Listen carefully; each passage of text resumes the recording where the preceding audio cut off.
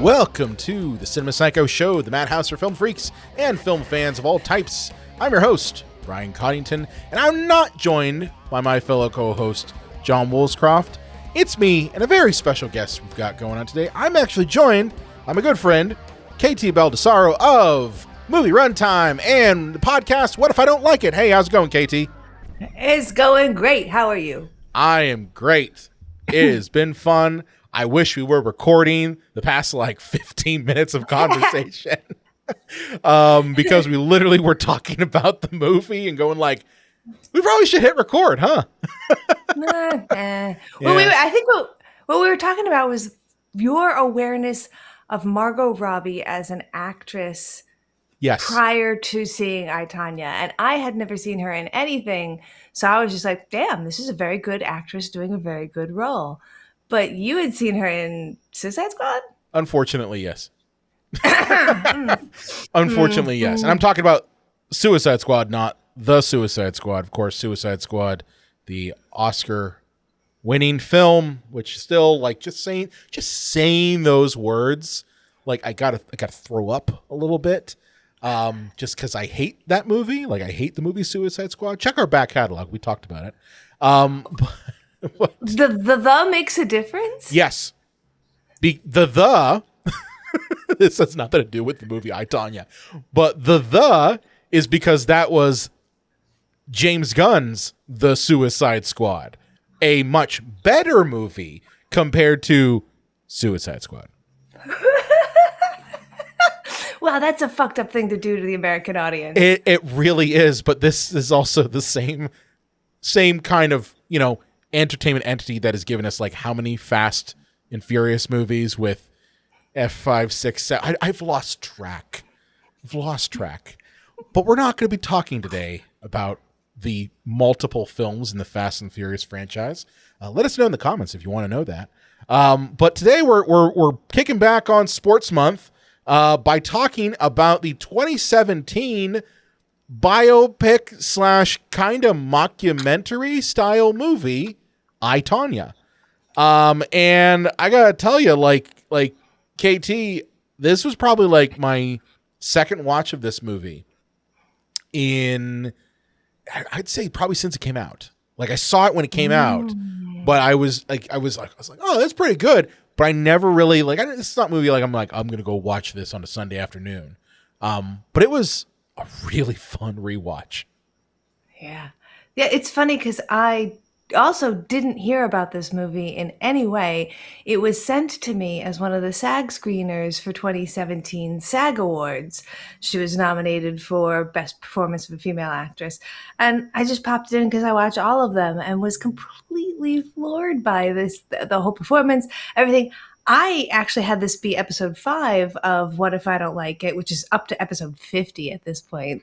And we had a friend of mine who's a musician and also played a lot of semi-basketball, so someone who's really into sports, who hated biopics, to watch this. And I never know whether I should say biopics or biopics. I call it biopics, but that's just me. Biopics. I feel like somebody's always upset when you pick one.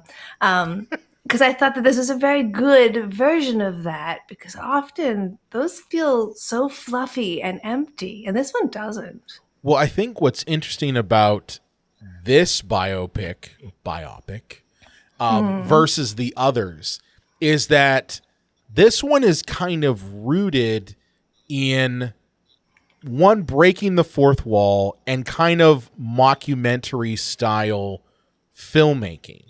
Whereas if I look at other ones, one of my favorite biopics is the movie Ray. Okay. Yeah, it's one of my favorites. But that one isn't one. It's not played for laughs. This one very much is played for laughs. 2, that one is very dramatic. This one has dramatic moments, but those dramatic moments are broken up by humor and these kind of, stand-up camera moments where it's very much like a documentary. And we're kind of splicing in these moments that kind of just highlight what, Tonya and Lavonna and Sean and, Jeff Galooly are all saying. Like, it's all spliced into buttress with a commentary that they're giving, which is unique in this sort of biopic. Yes, especially because you feel like everything in a biopic is very like true and it's supposed to feel real and you're there, and they keep breaking that fourth wall and trying to give you an understanding of character motivation, which they simply can't totally know for sure. So that's where it starts to say, it keeps reminding you like, this is still a film. I mean, when it opens up, the text that opens that you first see is that like wildly inaccurate, hilarious. Like, it lets you know that you're in for a version of what might have happened. And in fact, an entire theme of the film is that truth doesn't entirely matter, right? Right. And let's be honest here. No one in this movie is a reliable narrator. No one. Not even Tonya Harding is a reliable narrator.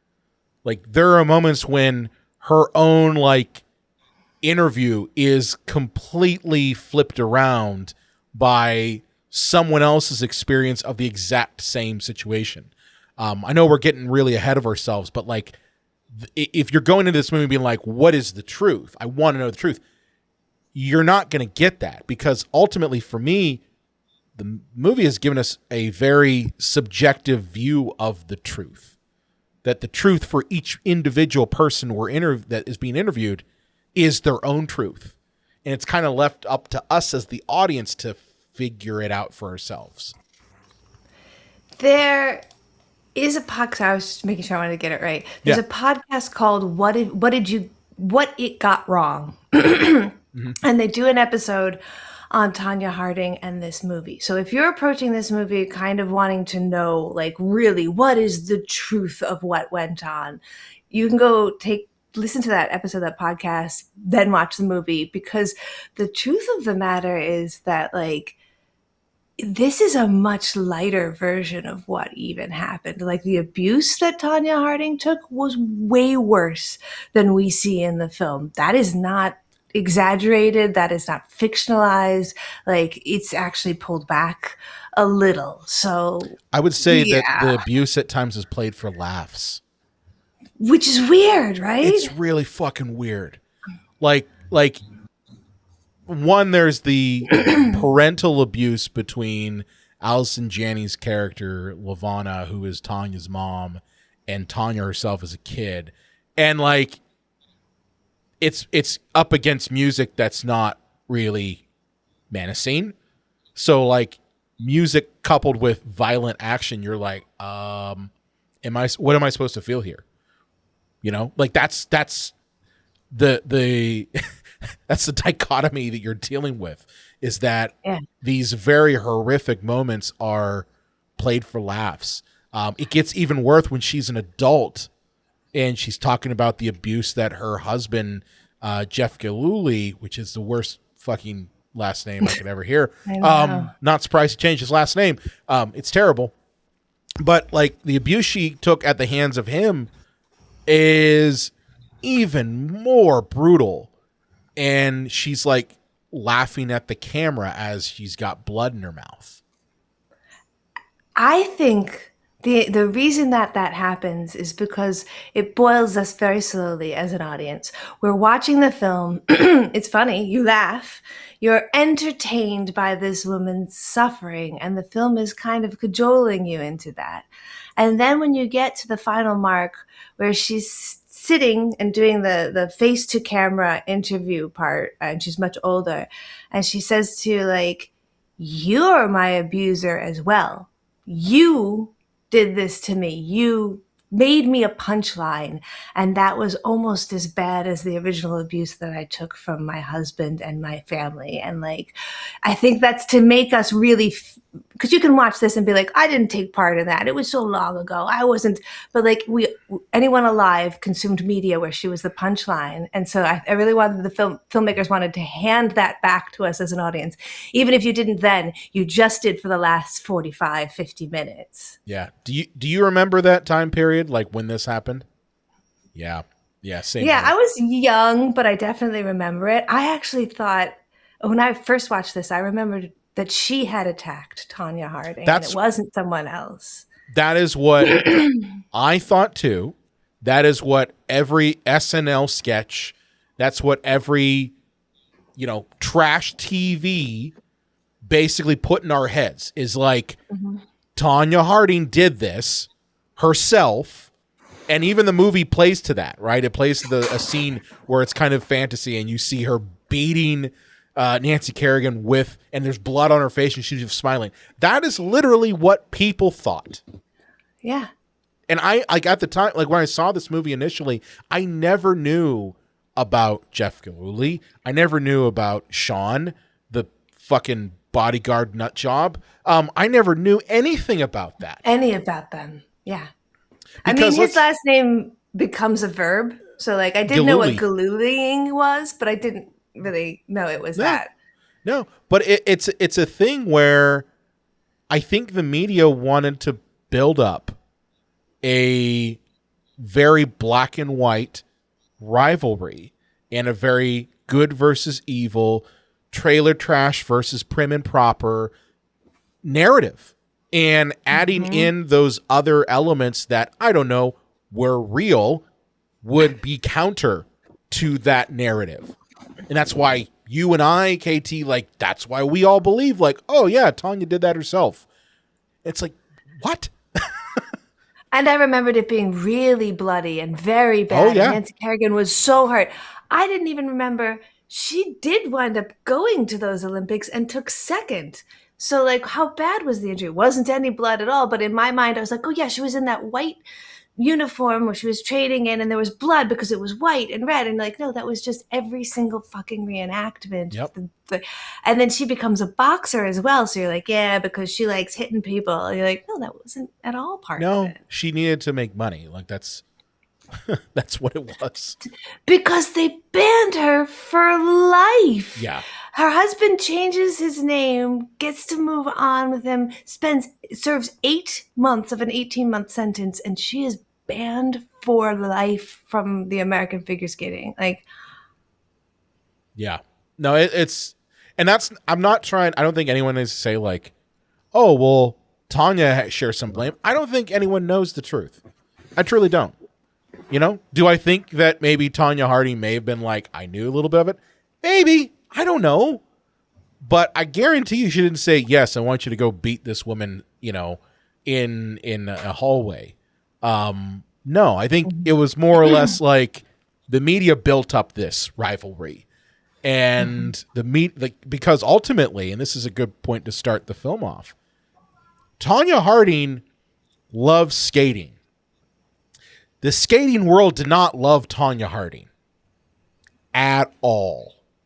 And this movie does a really good job of showing that. Right? Like, it starts off even in the very beginning when even as she is in, like, the skating class and learning how, and, being taught, and you have these moments where she's up against the very wealthy little girls who all have the money to buy outfits.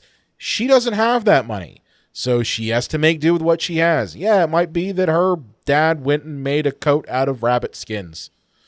Okay. Or that she had to make her costumes herself. But like, that was always an undercurrent with Tonya Harding. She had the talent. She didn't have the quote unquote look. And that's what makes this such a successful sports movie, yep, as well as a biopic movie, because we're talking about the classic underdog, the person who had the talent but not the silver spoon. And you're like, oh yeah, people love an underdog story, even if the underdog may have had like not been the greatest. Like, none of our characters are super great. We have a lot of great characters here. Yeah, and you also have the very interesting aspect that sports fans really love justice. And so the injustice of what is happening to her also hits really well with the underdog story. And even though she does wind up somehow being involved in a scandal to hurt another human being, you root for her. You feel bad for her. You want better for her. Yeah. And it's a thing where I know for me in watching this film, I root for her from the start of the frame just because her whole life has been nothing but adversity after adversity after adversity. Some of it self-inflicted, some of it as a result of her parents, namely her mom, who let's talk about her mom. Played Worst by the mom, wonderful. I would say she gives Joan Crawford and Mommy Dearest a run for her money. Just saying. Yeah. As the worst mom ever. Yeah.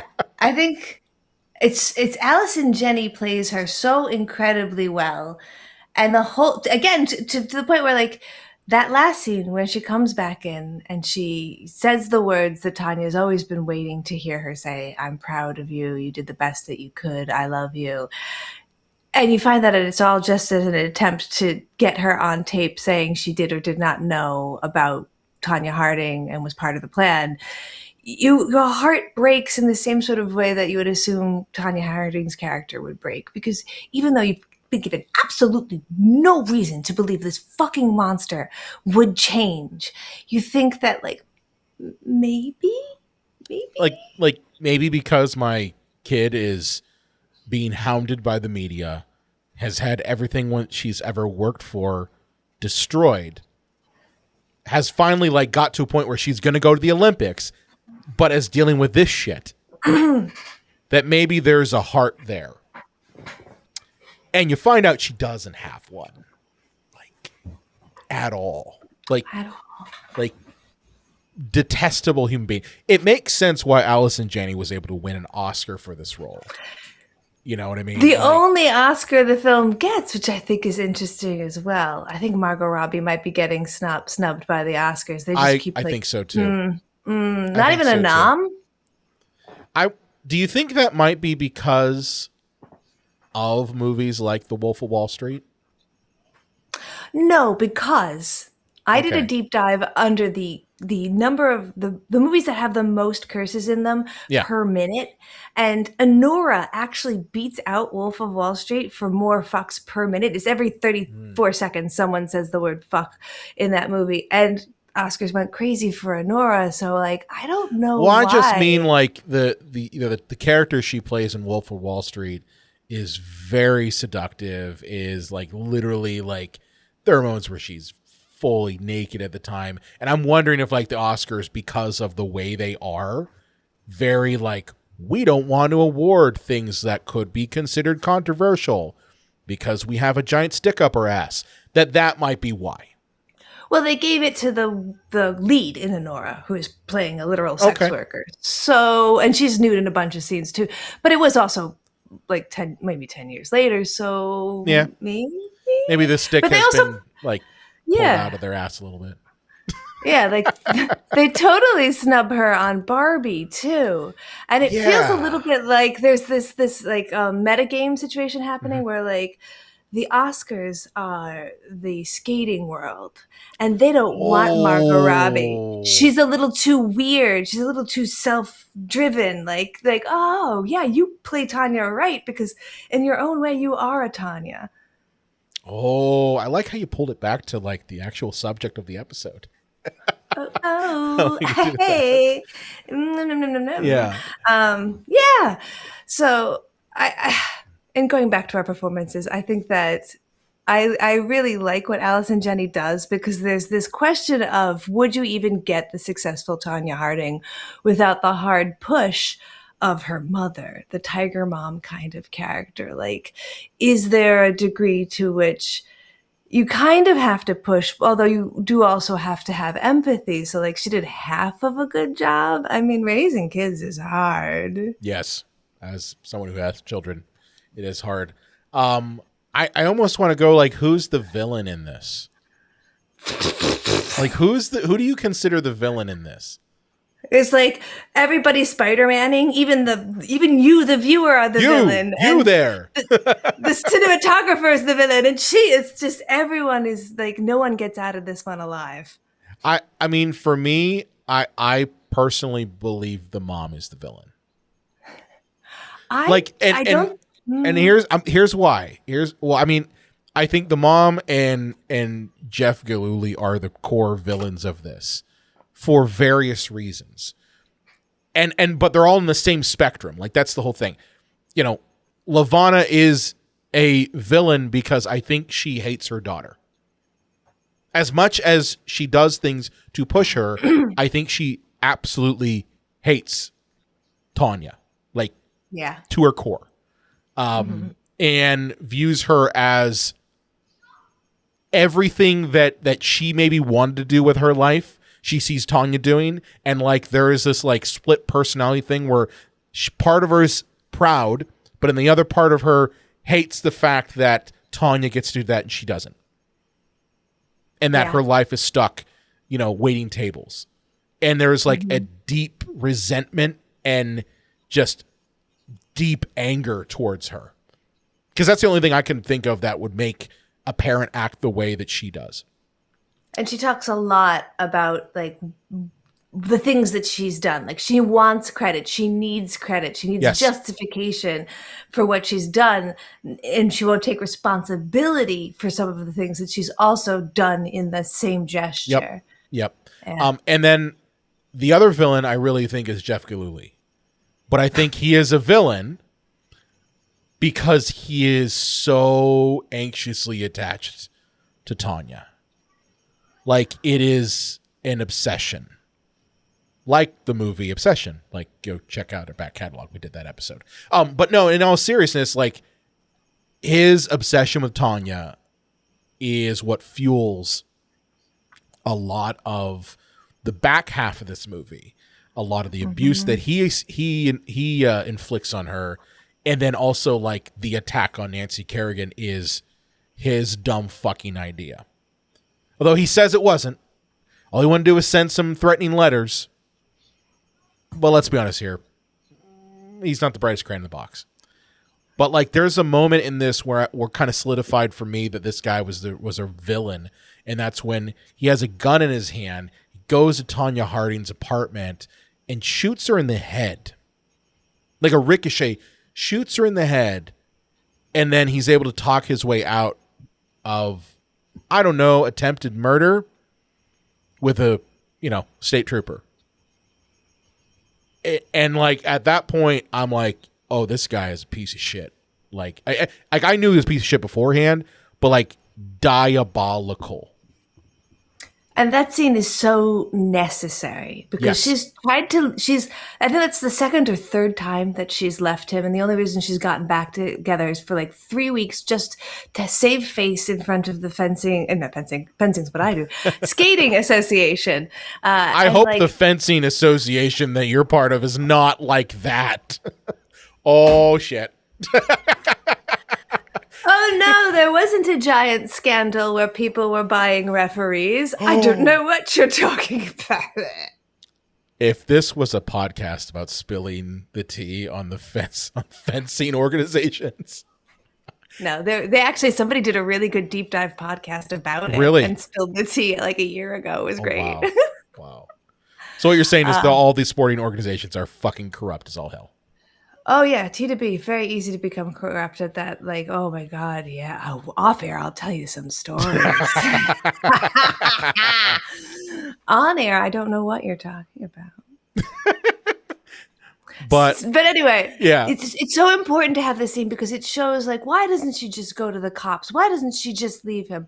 We see her leave him multiple times and it doesn't work. And we see that the cops are always going to just believe the sociopathically good, like he has like a high charisma modifier, so he can talk his way out of anything. It kind of defeats the purpose. She just feels like she's going to dig herself in deeper. In fact, when she does finally go to the FBI, she gets charged with like knowing ahead of time, and that gets her in deep shit long run. And he comes straight to her house, pissed as shit, trying to come at her. So like they tell him she told him and send him at her knowing that he was abusive. So like no one gives a fuck about Tonya in this story. No. I've met people who very much have the personality defect of someone like Jeff Gillooly, where they're able to, I call it pathological lying. Like that's literally what it is you're able to compartmentalize one part of yourself, that very volatile part of yourself, and then to other people, you're able to put on a mask that is of civility and is someone that you'd want to have a beer with. And the truth is that those people are sociopaths. Like literally to their core, there's something broken with them to be able to do that and go back and forth. Like, he literally tells her, like, if you say anything, I'll fucking kill you. And then the next minute, he's like, hey, hey, there we go, just a little argument, no big deal. Which is very evocative of the film Obsession. So, like, it is like a horror movie at times. This is a very funny movie, but that's literally something we just saw in a very effective horror movie. So, like, it kind of goes the spectrum. I would also like to evoke one of the villains be her father. He doesn't, he leaves her in that situation knowing damn well. Yeah. And then he just doesn't take care of her, doesn't make it any better, sees that she's struggling. We see him come to the wedding with Jeff, but like, he just leaves her to fucking figure it out, knowing how monstrous the mother is. So I also want to say, like, he fucked up. Yes, I would agree with that. I mean, there's the scene where, and it's kind of heartbreaking because, McKenna Grace, who plays young Tonya Harding in this, does an amazing job. I mean, McKenna Grace is great in just about everything. And it looks like she did some of the skating herself as well. So I mean, I think they did a little CGI on her face. Like, I think they slapped her face on a couple things. But yeah, I mean, for the most part, I think she did it. But it's really heartbreaking because you get the feeling that, like, Tonya is very close to her dad and kind of sees her dad as like the only solace, only person who actually cares about her. And to see him, like, say, get out of the way, he's got in his car, he's about to take off because he can't stand the mother, and just kind of leave. Yeah, it makes him a villain in this. I don't think he's at the extent of, say, her mom and Jeff, but ultimately I think it sets up the groundwork for relationships with men to be really toxic, Yeah. Not to be a psychologist or anything, but I'm just saying, like, that's what it looks like to me. It's so many people in her life after that point are just like severe narcissists who are living off of her and the shit they get off of her. Like, Jeff is like that, the mom is like that. And so the dad, by not participating, it's like, we can avoid appearing to be the villain because he's not really in this story. But, like, he said, what the fuck? You never came back to we never see you again. We don't ever see him again. Where the fuck were you? Yeah. The only person who isn't a leech, in my opinion, is the coach, Diane. Yeah, Diane. Ooh, that's a good point. Diane stays in it well past the point most people would. Well, she even takes, like, Tanya's abuse at point because, Tonya ultimately starts to have some of the tendencies of all of the horribleness that's around her, right? Because, I mean, how could you not? You literally are told every moment of every day that the sport that you love does not want you here, that they do not like you, that there is nothing that you can ever do to be the person that they want. And, oh yeah, by the way, your mom thinks you're horrible. You're being beaten by your husband. And, you've got the coach who's saying, you don't understand, this is kind of what they want. Like, she's not being negative. She's actually coming from trying to help her because she recognizes the talent that Tonya has. Yeah. But unfortunately, you're dealing with someone who, I hate to say it, is kind of cursed. Like, Tonya Harding's kind of cursed to kind of take in some of this. And it isn't until she kind of realizes, I'm going to work my ass off to prove to them. They have this amazing montage where she's actually, like, training. It says, like, training like Rocky, fight the Russian. And the coach says, yeah, she really did do this. Yeah, because I remember the first time I watched the movie, I went, wow, and like the second before they go, yeah, she really did, I said out loud, like, wow, did she really do this? And yeah, she really did that. Yeah. Oh, fuck. Yeah.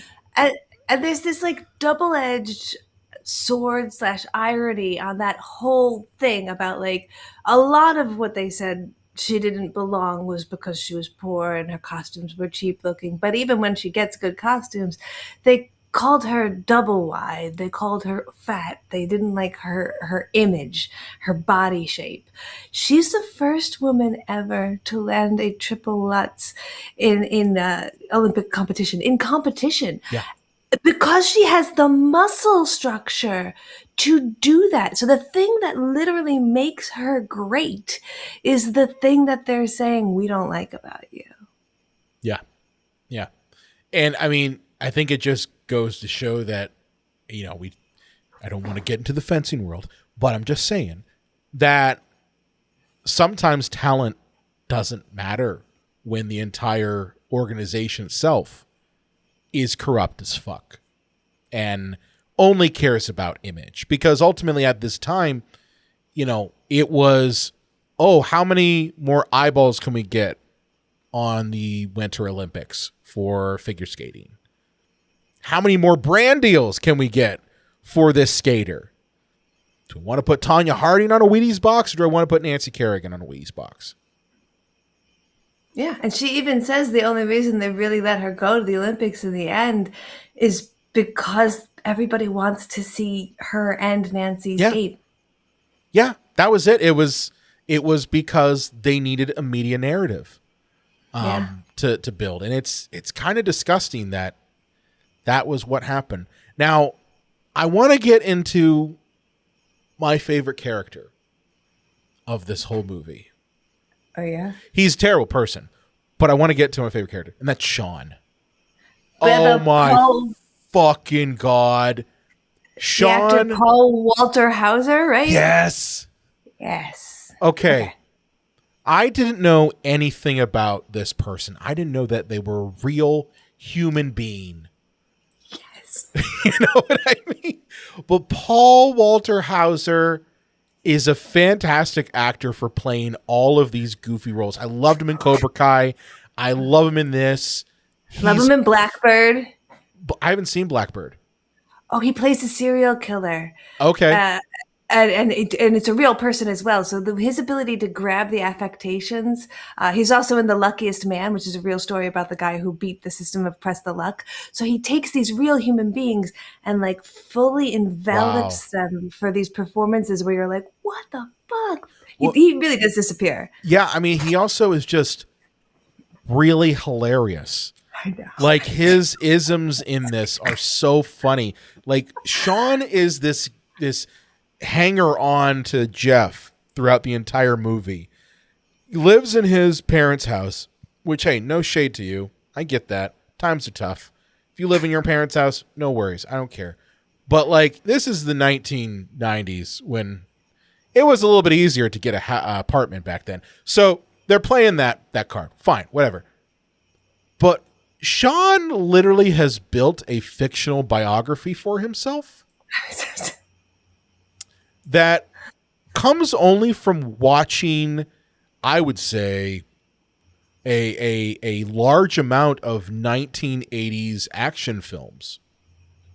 Like that's the only thing. Like someone who's like, I'm gonna binge watch Delta Force and I'm gonna binge watch every Rambo movie and the A-Team. Like that's the guy. Yeah. It's God, and like it's such a specific person too, with the blinking and then the slow looking down and the way that he's played and the word choices are all so heightened that you're like, wow, they're really going for the rafters with this.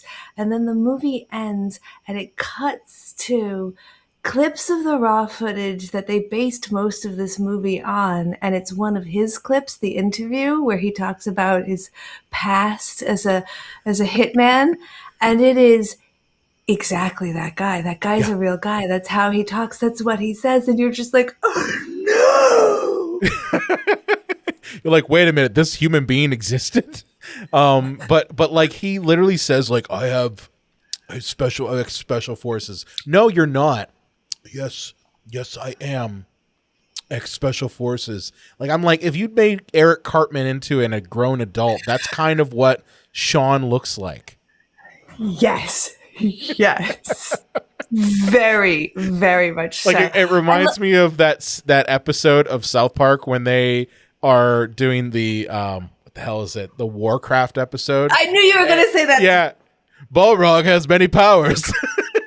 Well, that too, but I was just gonna say, like, the whole episode is Cartman saying, I have this power and I have that power. And I'm like, okay, you're like that. Balrog has many powers. Just like Sean would say, like, I have guys and you don't know the hit's already on. You can't, you don't know these guys, Jeff. Okay. They need an extra $1,000 to lay it out. Oh God. And so then funny. even that, like, the write-up about him being a hitman was in a travel magazine. Yeah. The fuck, dude. I do love the Bobby Cannavale character who plays a, like, embodiment answering for the media, where he talks about Shane and Derek, and he's like, in a story of boobs. These were the boobiest of them. Like, how could you be so fucking dumb? I didn't realize that was Bobby Cannavale until, like, I took a quick look. I'm like, wait a minute. Is that Bobby Cannavale from Boardwalk Empire? But it is, and yeah, he plays basically the hard copy guy. He's one of the producers, cameramen for hard copy, and yeah, I mean, he's a character in of himself. He just pops in there to give you, like, the media perspective, basically. He's a villain too. Like, he even says, like, yeah, I would go call in to have Tanya's truck towed to get her out of the house. And you're like, what the fuck, dude? Like, you literally did that. And they did that shit, right? Like, that wasn't made up. Oh, absolutely. This is probably the worst point in time for media. So, like, it's so interesting what happens to Tanya, because not only is she shunned by skating, she's also put into the world at the exact point in time when the Olympics decides to happen in 2 instead of every 4 for winter, so that she gets another shot at it. That's, like, insane to have happened at all. And then also, like, this happens right when the 24-hour news cycle happens. Yep. And so she winds up getting, like, at the end, she says she's one of the most known people in the world. Like, there's Bill Clinton and then there's her name because of what happened. And the only thing that even saves her is that OJ allegedly killed his wife. He killed his wife. And, like, he wrote a book about it. He's dead. He ain't gonna sue you. I mean, yeah. So, like, that sucks their attention away. Yeah. But like, she's one of the first young women, because she was so young when this happened. Yep. She's 23, that the world just consumes for entertainment and then throws aside. And that's part of the reason why I think that the sentencing at the end is too harsh. If it were any other young man, they would do that, like, boys will be boys. He has his whole life ahead of himself. We can only ban him for a little while kind of thing. But because this is, like, the first time, they feel like they have to make an example. Yeah. I mean, it reminds me a lot of the Monster, the Menendez brothers story, like that series, because that also kind of came out, that incident happened in tandem with the 24-hour news cycle, and then also just the rise of these tabloid TV shows like Hard Copy, like Current Affair, all of these shows that were basically like the supermarket tabloids, but on television. And, rivalry between figure skaters is good television back then, even if it was bullshit. And I think the problem is people believe the bullshit, because they weren't able to do their own due diligence and understand the full scope of the picture. They're believing what fucking Jay Leno was saying every night on TV. They weren't believing what was actually happening. And most families didn't have a computer in their home at that time, or the internet. So, like, being able to Google the actual facts or get an alternative perspective was particularly hard. I or think even just have the media literacy to understand when you're being sold bullshit. I think I can't say for myself that I'm someone who can suss out bullshit, but I think most people nowadays can pretty accurately, or at least I'd hope, can accurately read when they're being spun something. Like if you read an article somewhere, you can tell pretty quickly, like, okay, what's the intention behind this? Maybe I'm one of the rare ones there, but at least I can kind of tell. I'm going to tell you a fact. Uh-oh. It's going to be a little depressing. Most people can. So the national literacy is at an all-time low. And you're like, wait a minute, people can't read? And it's not that people can't read the words. Mm-hmm. It's that less people understand what they're reading than ever before. Yeah. People do not know how to interpret written word as well as they used to. Yeah, so maybe I'm wrong. That's fine. I know for me, if I read an article, I can pretty much tell exactly what the line of bullshit is. Yeah, like if I'm reading an article that's like, apple cider vinegar is exactly what you need to cure cancer. And then I'm like, who wrote this? Oh, the Apple Cider Council of America? Yeah. Or I don't like to get political, but certain media outlets that cater to certain political parties, even ones that I might be part of politically aligned, I can tell when they're inflating bullshit. Okay. Really can. Like, I'll go in a little bit into this. My fucking show. I don't care. So, and I don't know. You know, if you don't like this part, skip forward to let's talk more about Tonya. But like, I just saw a election happen last night in, I think it was Wisconsin, where the governor's race happened, and basically the Democratic Socialist candidate lost by like 0.4%. And what do I see today on certain establishment news stations and websites?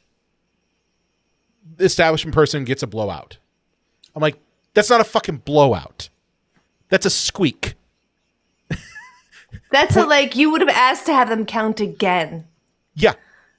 So like that's the sort of thing, like when I see headlines like that, I'm like, that is bullshit.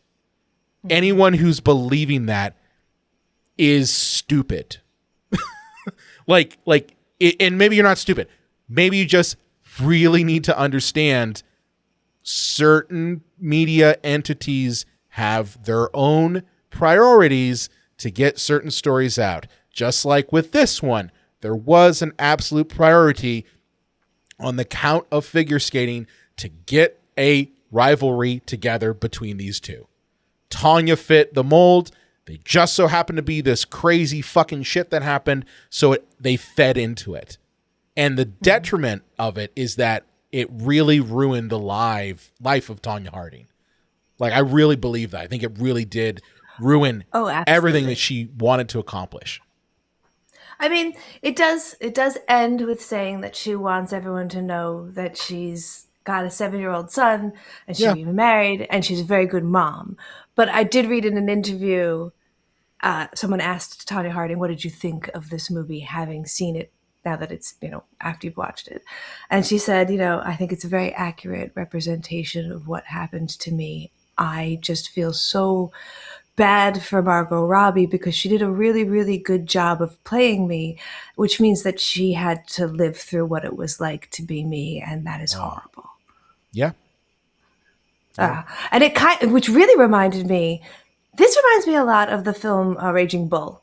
And this is another sports biopic that is not entirely flattering. And afterwards, when they asked the guy from Raging Bull what he thought about the film, Jake LaMotta says, like, this is not a flattering representation of me. That being said, this is what I'm really like. Yeah. To be fair, Jake LaMotta kind of was a piece of shit. Like, not a very But good... he knew that about himself. Yes. Yeah. I mean, and that's the thing is, like, I feel bad for Tonya Harding after watching this. Like, I truly do, because I do think... Yeah. I think we all took a stand in that. We all took a point of making jokes of buying into the bullshit that we were fed, and it was at her detriment, you know? Yeah, yeah. I think I remember there was a claymation wrestling show on MTV. Celebrity Deathmatch. Celebrity Deathmatch, and she was one of the claymation Yes. death matches. Like, Yeah. because it was just a punchline. It was just funny. She had a metal bar as her weapon. Yeah. Yeah. Like, And I mean, I remember that came out in, I think, like 98, 99. And I remember like laughing at those. But course. again, I point to this. That is because the media line we were fed was bullshit. Because we were not able to fully understand and grasp, nor I think did anyone really want to. I don't think they wanted to understand that there was more to the story. Understand Tonya's perspective. There's a movie coming out, I think either this month or in the next couple of weeks, called To Catch a Predator, starring Robert Pattinson. Oh, it's just called Predator.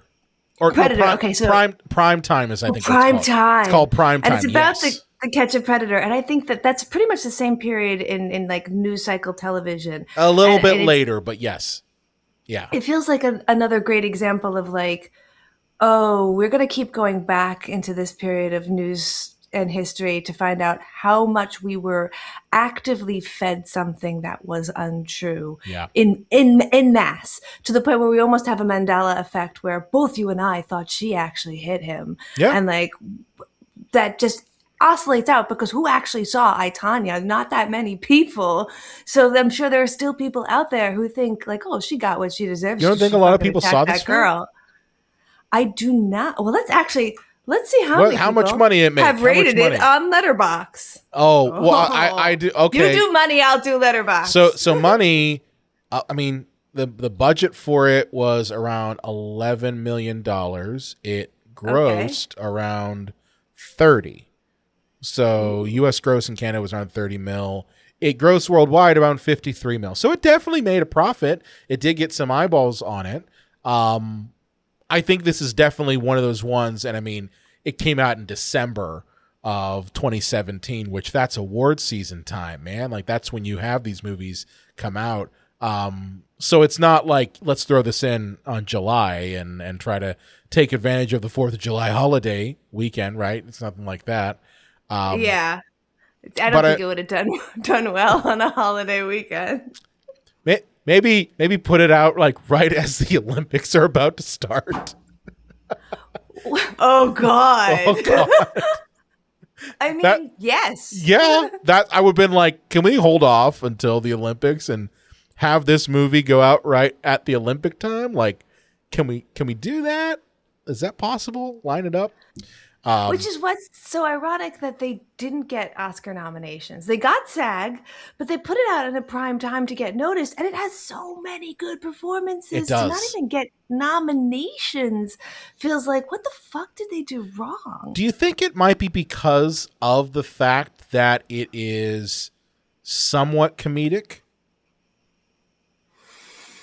Because I think comedy is one of those movies, is one of those type of movies that is very hard to get an award with. Like, it's really difficult. Like, Allison Janney obviously got the Oscar for this because she played a piece of shit.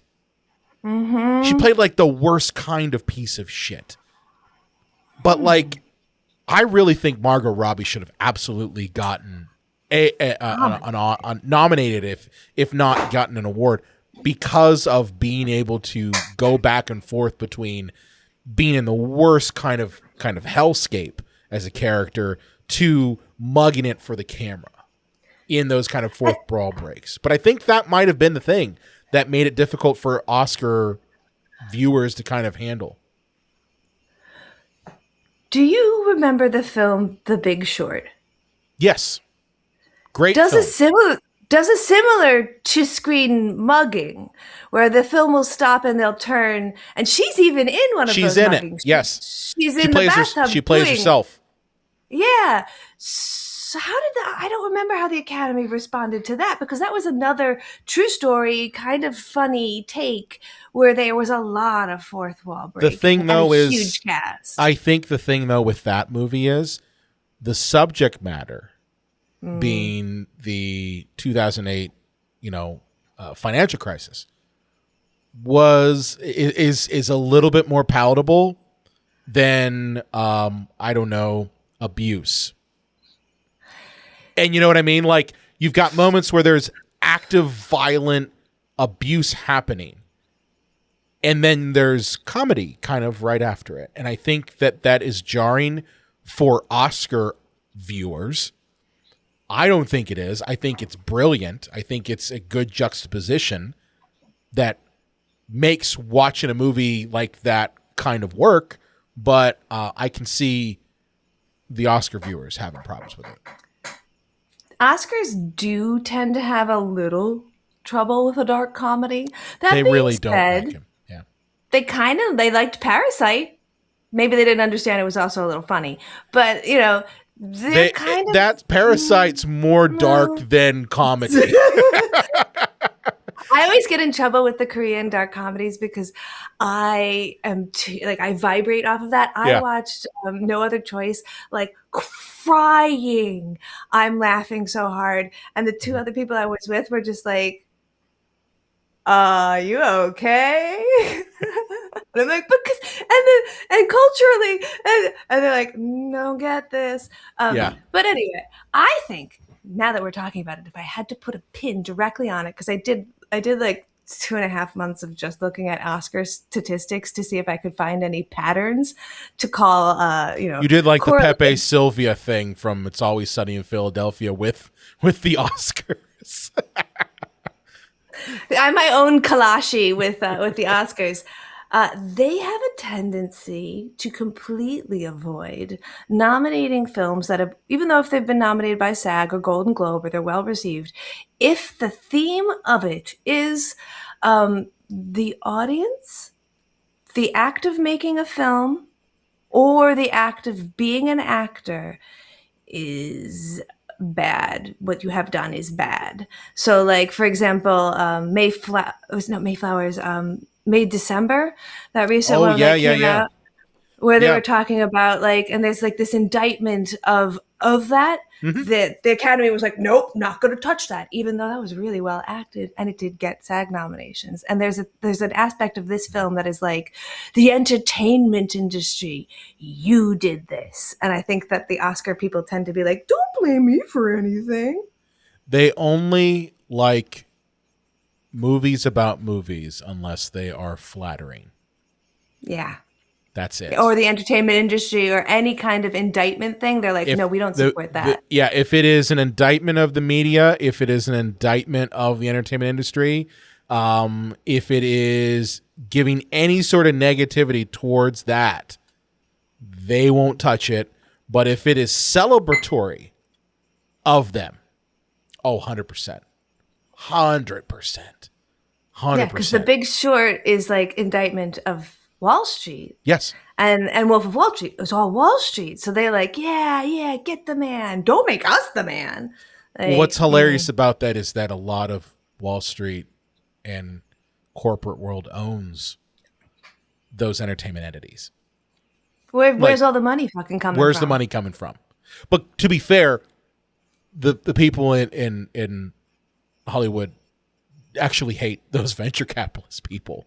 Like, they really do.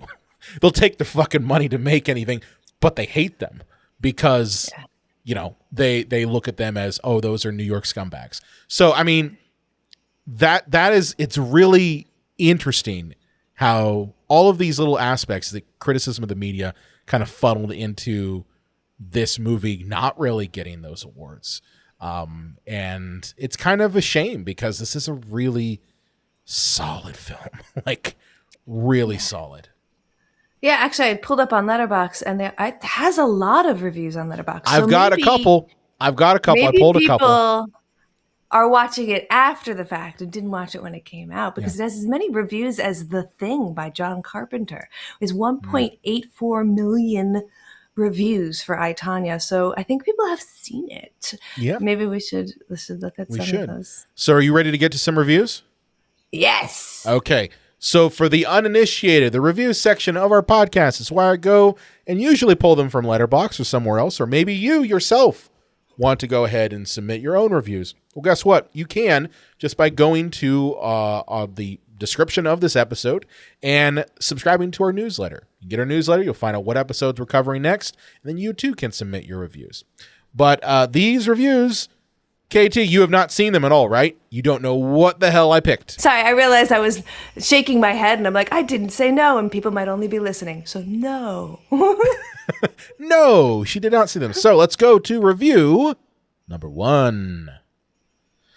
There is a scene where Tonya's voiceover says, I was 15. Then we see full-grown Margot Robbie, and it's probably the funniest moment in 2017 cinema. Especially because her haircut is like a mom from the 80s. It's my God. Short perm. Yeah. Yes. The hairstyles are very accurate, but also incredibly unfortunate. Well, it's hilarious because they took Margot Robbie, who is absolutely stunning and gorgeous, and they're like, let's give her the worst haircut, and then let's slap on some fucking braces on those teeth, and let's also, make her skin not look that great, and then put her in like mid 80s, sweatpants and a shirt to skate in. And yes, she's 15. I'm like, in what universe? Sure. I don't know. I guess in the 90210 universe. Yeah, that's what I would say. It's also going back to that Oscar thing where like, well, she's a pretty actress they made ugly. You always give nominations for this. You put a weird nose on Nicole Kidman and Virginia Woolf, and people are like, yeah, we made Charlize Theron ugly and monster. And you're like, okay, so why we made her ugly? What more do you want? Award, please. Award, please. That's what she should have done, was just gone up in like the makeup gag, like all the purple lipstick, and just go, award, please. You made me ugly. That last look is so intense with the burgundy lipstick and the bright red cheeks. I mean, that it is stage makeup because you're on a giant ice stage, but also like, holy fuck. The world had made her into its own dancing clown, was what it felt like. Yes, they made her insane. Like I would say that, like the world made her insane. But let's get to review number 2. I felt the makeup scene in my bones. My bones. Yeah. I mean, as we just said, it's crazy. Yeah. And she like puts on the blush and she like does some blending, and you're like, no, keep blending it. No, please keep blending it. Oh my God. And it's like almost blood that we imagined on her face from hitting Nancy because it's just so much rouge. Well, I love the fact that the camera doesn't fucking cut. Like the camera just locks in on her face, and you just see that, like you said, the blood, she's putting the blush on, and it's just, you're seeing the madness kind of take over her. Like she knows deep down, like, this is my spot, but at the same time, everyone in that audience is rooting for me to lose. Yeah. Like everyone wants her to fail. It's not just, there's a couple judges who don't like me. It's the entire fucking world wants me to fail. And she's been waiting her entire lifetime. She's been fighting to be allowed to have this moment that is insanely frightening and horrifically set against her. And she's got to go out there and be like, just smile and take it. I'm realizing now that May December has a scene exactly like this in it, where one of the characters is putting rouge on her face, and it's way too much, and she's kind of like losing it, and she's like, everybody's against her. I'm like, oh shit, I think they stole that scene from this movie. Probably did. They probably did. They're like, how can we show mania in a visual way? Well, let's just go, copy I, Tonya. Copy I, Tonya. All right, let's get to review number 3. Some film MFA student needs to write a dissertation on the Margot Robbie breaking the fourth wall and speaking to camera phenomena. The ending sold me here. In the boxing ring with the VO of how America needs someone to love and someone to hate was very effective. At times a bit slow, but maybe because I watched it on Tubi and got 19 ads in a row in the middle of the movie. Oh, I watched it on Tubi as well, so I feel your pain. I'm going to tell you a little trick about Tubi. Oh, what's the trick? If you watch Tubi in a browser, like on your computer, and you have an ad blocker, it gives you less. It still gives you some ads, but it gives you less. The more you know. I still hate it because it can really add like an hour onto a movie sometimes. Yeah, I'm like, we're in 2026. Do we need to go back to commercials? Is that what we're at now? Is we're back to commercials again? Because I thought we were done with fucking commercials. I thought that was the whole thing. Is we're done with cable. We're done with it. No. Here's the commercials. But to get to his point, I mean, the breaking the fourth wall is, I think, genius on this movie's part. It's one of my favorite moments is when Margot Robbie breaks the fourth wall, especially in these moments of insane shit happening. I always go back to she just got smacked by her husband and she's looking at, the camera going like, yeah, that happened. And then it goes to, Jeff saying like, oh yeah, she pulled a gun on me.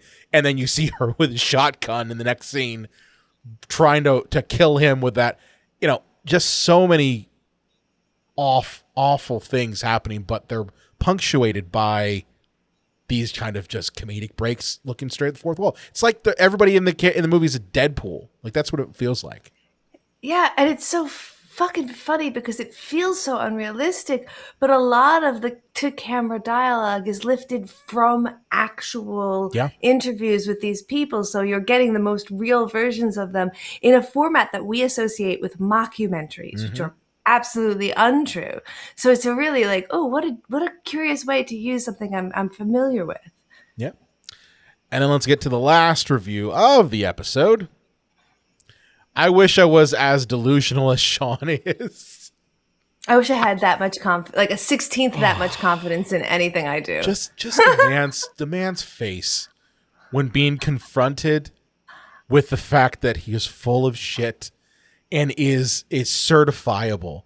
Literally going, no, I really am a hitman. I really have killed people. I'm ex-Delta Force. I've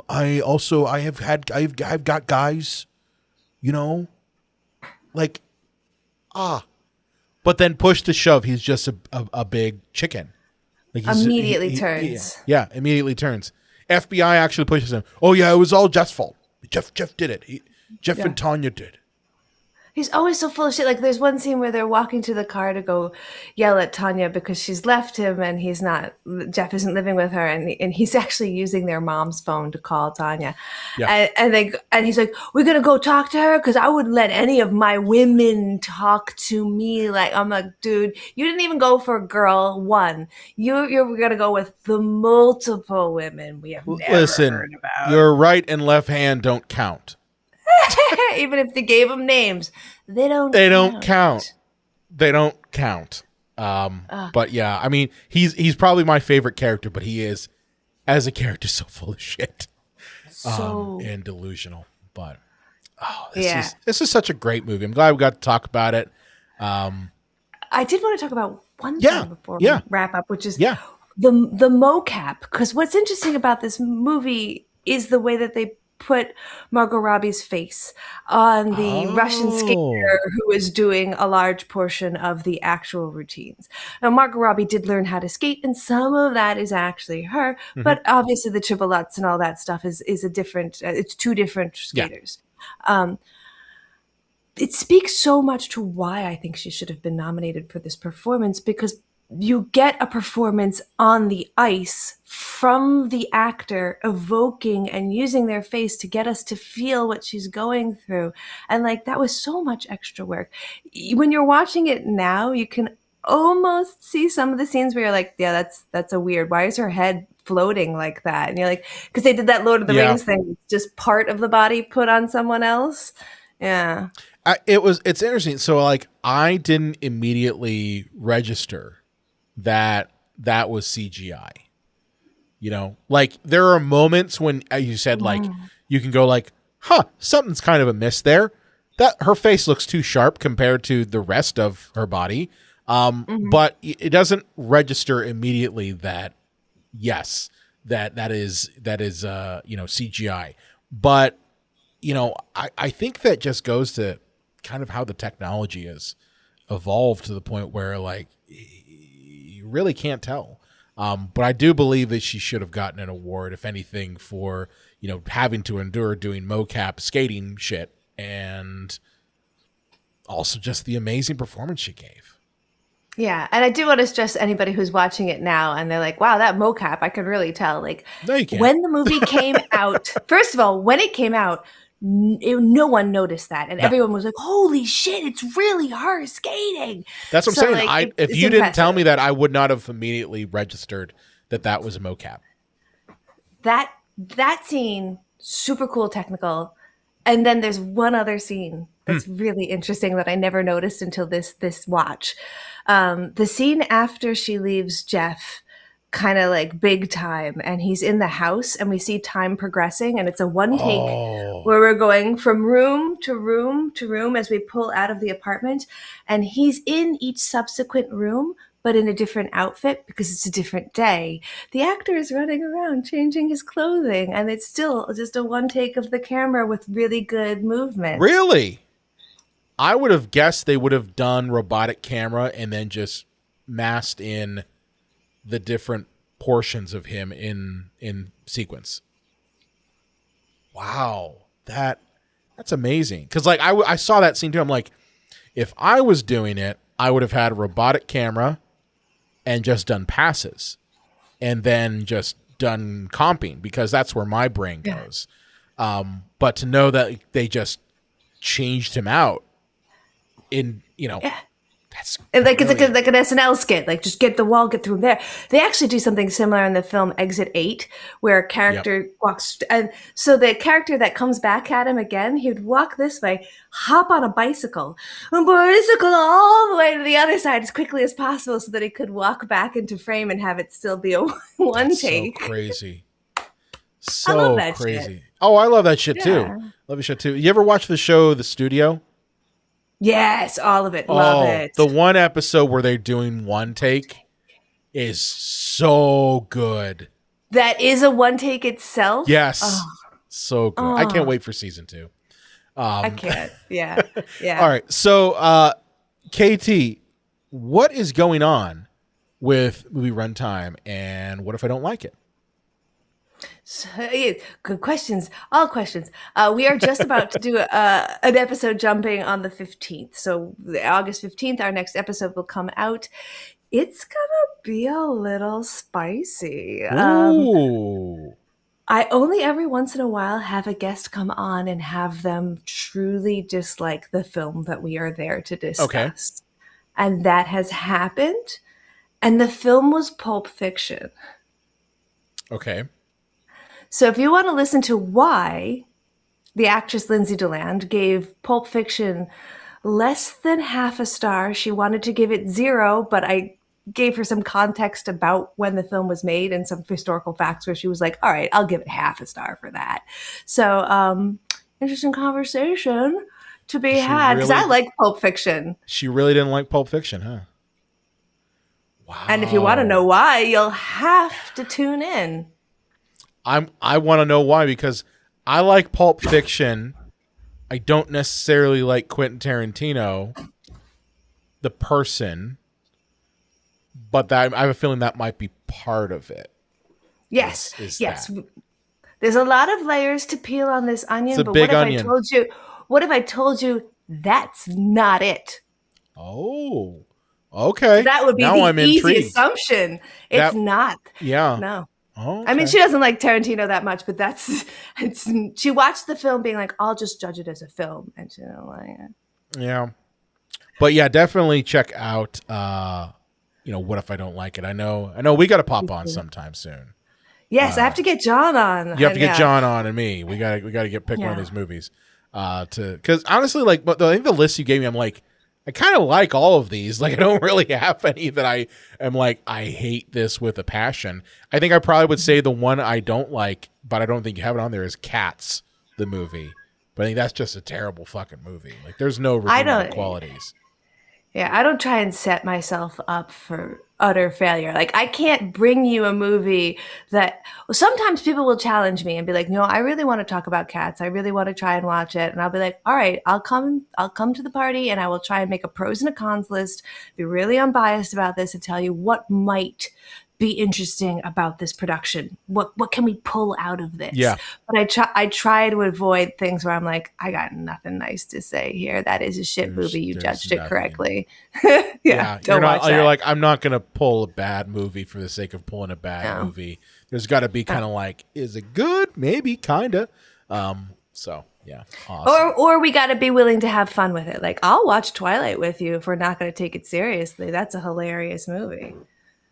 I still have never seen all the way through Twilight. It's like looking into the mouth of madness. It's like thinking that cilantro tastes like soap and eating it anyway. I mean, the Luc Besson Dracula movie felt a lot like that, of looking into the mouth. Yeah, it was, oh God, why? It's a lot of that. Did you see that? Yes. Oh God. Very accurate. I mean, Luc Besson, like Fall from Grace, man. That Star movie that he did, or the like big sci-fi movie attempt Stardust? that he did, that was bleh. Oh yeah, that one was a weird one. I wanted that to be good. Well, he did what was it? The Thousand Planets movie? Is that the one you're talking about? That's the one I think of, where it's like, yeah, Valerian. Valerian. Yes. I'm like, and it's named after something that makes you fall asleep. So yeah. He like pretty Valerian much he kind of peaked at I don't know, the story of Joan of Arc. No, I don't think he peaked at The Fifth Element. I think he peaked at the Joan of Arc movie. I have trouble with the fact that he just let John Malkovich be the king of France and just do it in his own voice. I'm like, maybe don't pick John Malkovich then. I mean, yeah, I can see that. Why do you have John Malkovich playing the king of France? The king of France! It's has nothing to do with I, Tonya, by the way.